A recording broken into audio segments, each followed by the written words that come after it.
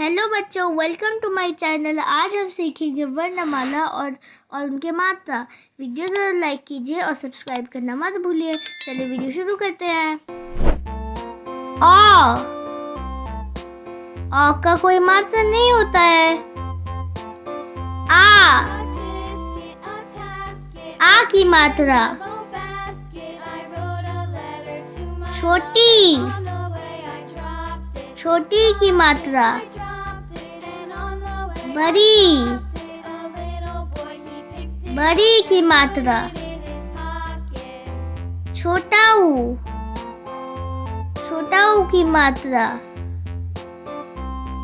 बड़ाऊ, बड़ाऊ की मात्रा री, री की मात्रा ए की मात्रा आई, आई की मात्रा ओ